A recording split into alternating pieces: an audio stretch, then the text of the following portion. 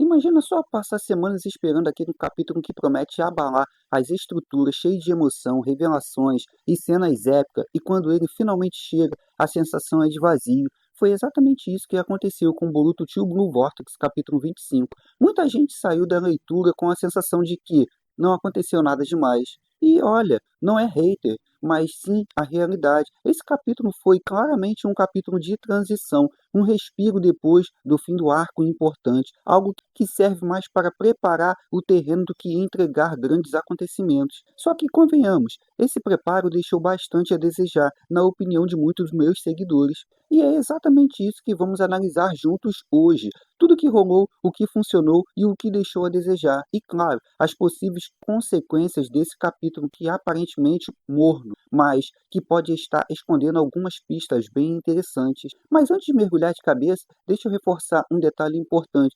Eu sei que muita gente gosta de acompanhar Boruto pelos vazamentos e traduções de fãs de modo não oficial, mas ressalto a importância de fazermos uso do capítulo quando a versão oficial da Manga Plus for lançada, que geralmente sai entre os dias 17 e dia 20 de cada mês. E por quê? Porque muitas vezes os vazamentos distorcem diálogos, tiram cenas de contexto e acabam passando uma visão completamente diferente do que o autor quis mostrar. Mas antes da gente mergulhar fundo nessa análise, já aproveita para deixar seu like, se inscrever no canal e ativar o sininho, porque aqui eu sempre trago análise direta, sem enrolação e com aquele olhar atento aos detalhes que muita gente deixa passar. Dito tudo isso, vamos embora começar? A primeira cena relevante é em Konoha, quando o time 8 e o Konohamaru seguem para libertar Moeg da árvore. Só que isso acontece de forma tão rápida e tão simples que não tem impacto nenhum. Ele simplesmente a retira de lá e leva para o hospital, onde a Sakura confirma que ela está bem, sem nenhum dano grave, só precisa descansar e se alimentar bem.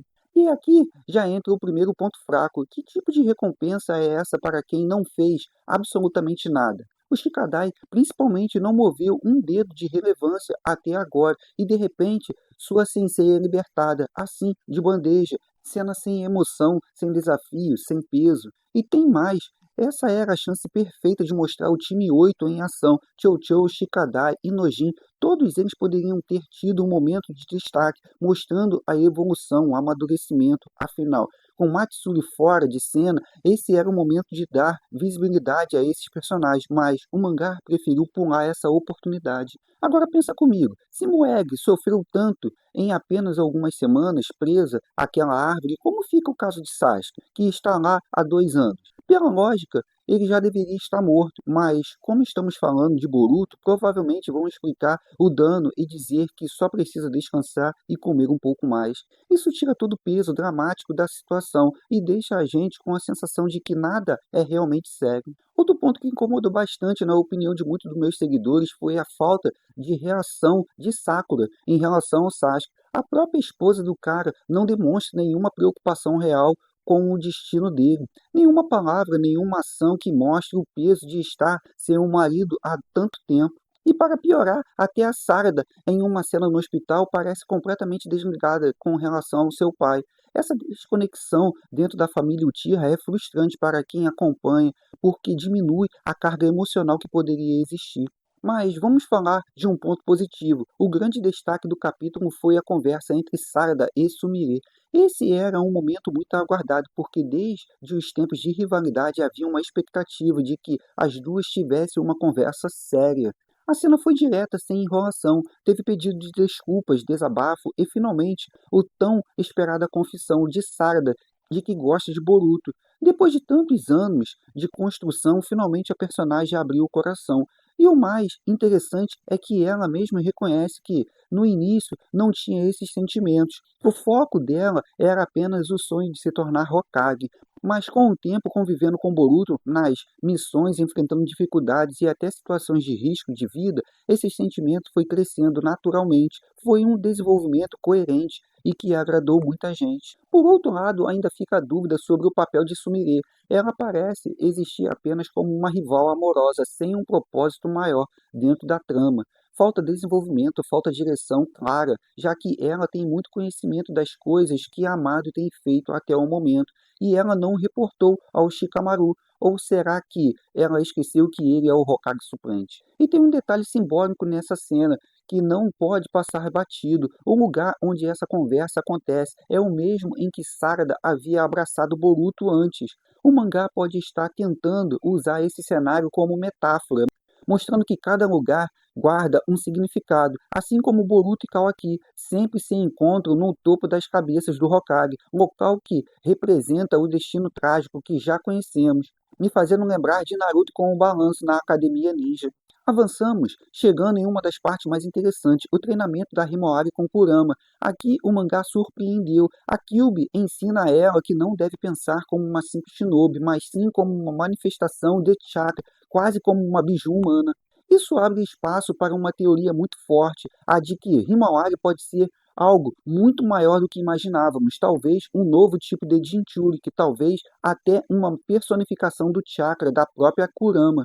E olha só, a versão oficial reforça bastante isso, enquanto muitas traduções de fãs distorcem o diálogo, tirando essa profundidade da cena. Enquanto ela treina, Boruto fica do lado de fora, protegendo a irmã.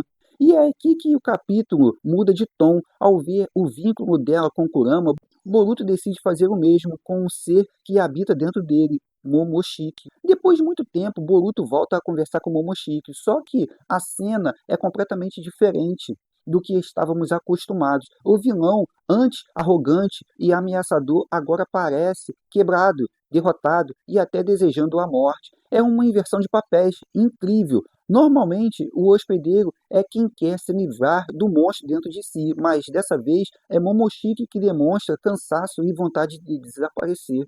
E aí vem a surpresa, Boruto propõe um acordo arriscadíssimo.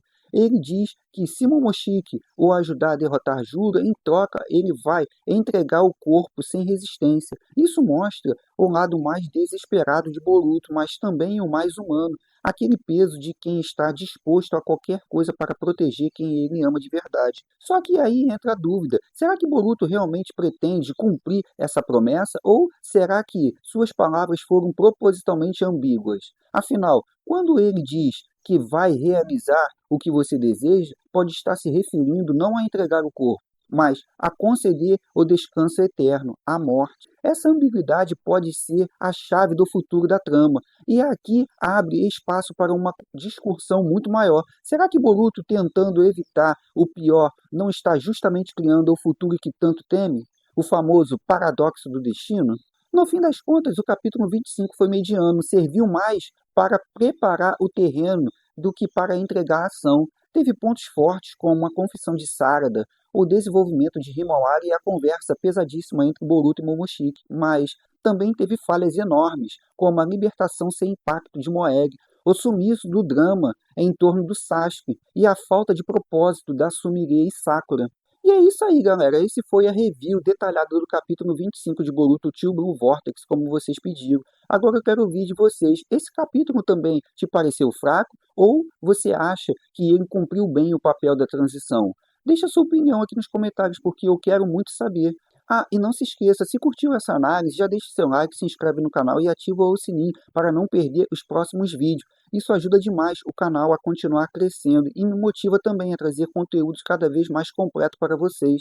E não vai embora ainda, tem mais um vídeo na tela agora mesmo, que você pode assistir, continuar aqui comigo no canal, que a conversa sobre Boruto não para por aqui. Valeu demais, galera, por assistir esse vídeo até aqui. Te vejo no próximo vídeo. Fui!